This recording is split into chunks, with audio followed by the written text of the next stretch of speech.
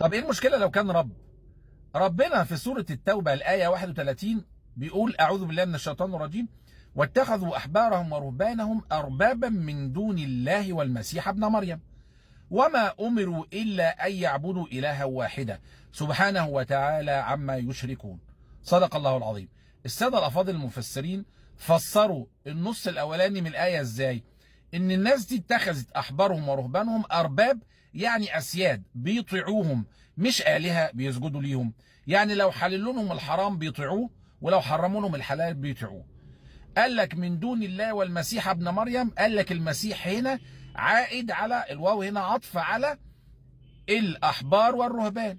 يعني بيقول لك اتخذوا أحبارهم ورهبانهم والمسيح أرباب من دون الله. تمشي. طب ما ممكن يبقى ليها تفسير تاني، اللي هي ايه؟ ان هم اتخذوا احبارهم ورهبانهم ارباب، دي كفه.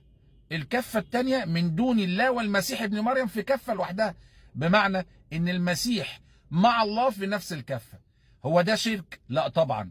معنى كلمه الرب في الايه يعني السيد اللي يجب اطاعته. فانت سايب الله ورسوله، ما بتطيعهمش، اللي هو الله والمسيح ابن مريم، وبتطيع الأحبار والرهبان. هي دي معناها، أو المعنى الثاني للآية.